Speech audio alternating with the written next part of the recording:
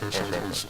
But I must warn that people will always tell you that we are in recession, therefore there is a need for states to expand the base of the internally generated revenue. This is easier said than done, and it's not something that will happen overnight. It takes time. There are distortions, a lot of distortions that you have to correct, and that will now take time. But I'm assuring Nigerians, and particularly the good people of Bauchi State, that we are on course trying to expand internally generated revenue. Security. Bauchi is in the northeast. Yes.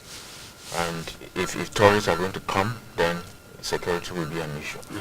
And then as we speak, there are reports that those who are opposed to your administration cannot stay in Bauchi. That people are after them, they are being hunted, being arrested. That is not true. That is definitely not true. And as far as security is concerned, you can ask around. From the time we took over government to date, there hasn't been any security incident in Bauchi State. We give thanks to the Almighty for that, but we also give thanks to the vigilance of our security agencies, and of course to the support we have been giving them, because when we came, even the security agencies were being owed. The little stipends that you give to encourage people, they were being owed. We offset all these outstandings, and we have remained true to our support of the security agencies. Recently, we donated 25 Hilux vehicles to the security agencies, fitted with communication equipment to enhance, the performance of the security agencies. I must tell you, our security agencies are happy. They are doing very, very well. Even the recent scourges that are coming up, the scourges of cattle rustling and kidnapping, we have been able, if you've been reading the papers in the last 3 weeks, there's hardly a day you read the papers without coming across a story of success in Bauchi State that we are recording in respect of this. So, as far as security is concerned, yes, we are located within the northeastern sub-region, but God in His infinite mercy has spared us the full brunt of the insurgency. It's taking place elsewhere. We bear the brunt of housing quite a number of IDPs, but even with respect to IDPs, Bauchi State is the only state where if you go now, there is no camp you go to that you see IDPs. We don't keep them in camps. We integrate them. They live with us, and they are very, very happy. So this is the true situation of the security in Bauchi State. One very controversial decision of your government that is also making headlines is the recovery of vehicles, landed property, and all of that. Generated a lot of issues on social media, on the streets. What's your take on this? My take, simply, is that corruption is fighting back. Because what we are doing in respect of these recoveries is recovering properties that belong to government that have been filtered away against due process. For example, with respect to the vehicles, every government has its rules about how long a vehicle will last before it is finally boarded. In Bauchi State, the last government set up a rule that says a vehicle will be boarded after spending 3 years.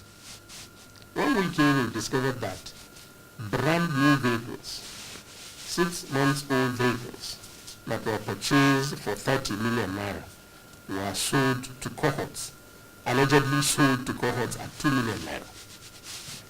In the first place, those vehicles were not supposed to be boarded, because it's clear 6 months is not 3 years. So we went after this. Pertaining to landed property, the government made its own rule.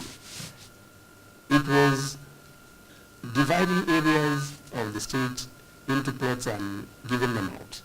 But it said that it is not going to touch any institutional lands. We discovered that the headquarters of the BSADP was subdivided into plots, and it was allocated to cohorts, including the area where we have our own silo, grain storage silo. They divided it out in such a way that if a trailer now goes in to discharge grains, no other vehicle can be able to go in, because all the land around that place was subdivided into plots and given out. I said, no, that cannot be done. You gave the rule yourselves. You said you can't touch this kind of land. So why have you now turned to giving out all these lands? And these plots were allocated to close friends and associates of the government. There's nothing wrong with that if you had done it well. If you had gone outside and develop an area, you provide sites and services and subdivide it into plots and you give it out to people, there's nothing wrong. You are bringing development to the state. But when you make a rule, you must be able to abide by that rule. In the next, before the end of this year, we'll have about 3 months or thereabout. What should people of Bauchi State expect to see your government do? Okay, thank you very much. In the next 1 week, we are going to roll out a scheme for the rehabilitation and renovation of all primary schools, all junior secondary schools in Bauchi State. What we have taken over, if you drive along any road in Bauchi, any road, if you come to any settlement where there is a primary school, the likelihood is that you will notice one block or more with their roofs blown off. And then when you go to the schools proper, even those ones that have their roofs intact, you will discover that they don't even have floors. And then they don't have desks for the pupils to use. This is the state of the schools that we have inherited. So I am now embarking on the project of rehabilitating all of them, supplying all the much needed equipment for these primary schools and junior secondary schools to function. In the next 1 week, we are going to begin breaking ground for major road construction in Bauchi, at least in the 3 urban areas of Bauchi, Bauchi, Azare, and Muson. And then we have selected a major rural road, one in each senatorial district that we are going to kickstart. And whichever road we give, we will definitely pay them the 30% that is stipulated by law for them to be able to commence law. Yes. So this is what the good people of Bauchi State should expect within the next 2 weeks. And as we go along, secondary health institutions, primary health institution first.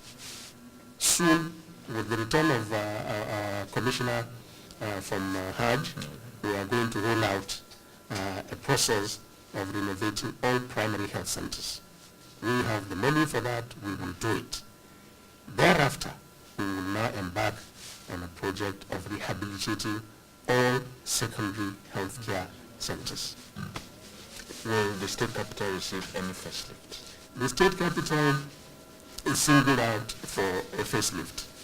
All the inlets into the state will be dualized. 5 kilometers from the city center up to the city center will be dualized.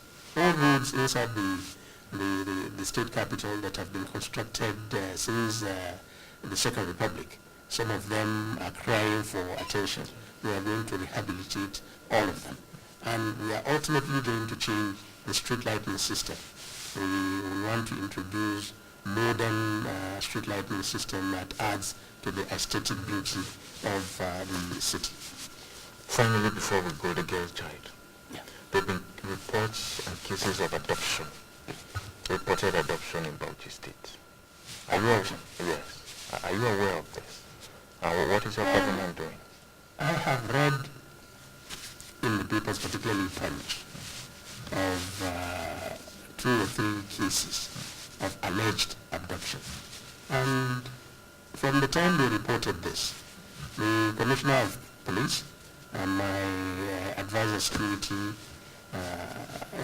have paid attention to all these problems, and I must say they have solved all those problems. Some of them were problems of misunderstanding.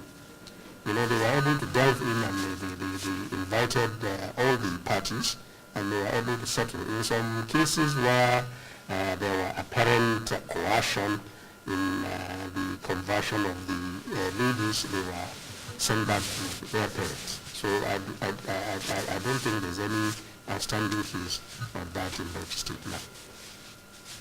Are you going to establish girls' secondary schools, senior secondary schools in a number of the local governments that don't have? I know Zaki, Itas Gadao, and a number of them don't have. What is the hope of the girl child education? Especially giving attention to the girl child education. I inherited some projects. One of them supported by the federal government, the other supported by World Bank. All right, it addresses girls' child education, and I have paid attention to that. I have been paying my counterpart fund for the issue of girl child education. In addition, one of my wives has set up an NGO to support girls' child education, and we are doing everything within our powers to encourage her.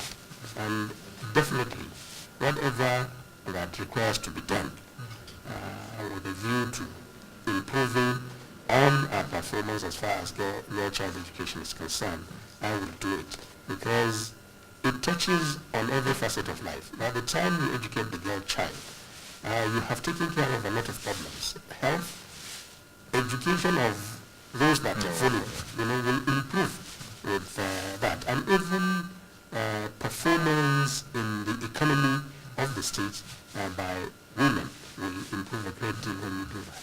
So I hold this very dear. Thank you, Your Excellency, for coming on the program. Thank you very much. We have been talking to the Executive Governor of Bauchi State, His Excellency Mohammed Abubakar.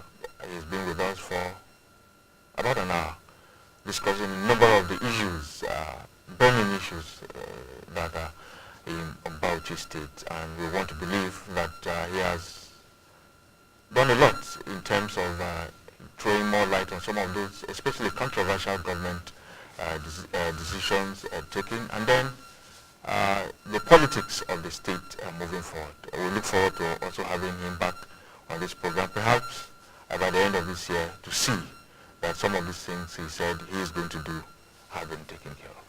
Thank you once again, Your Excellency. Thank you very much. And that's it on the program Matters Arising. I am TV. Yeah, thanks a lot for staying with us.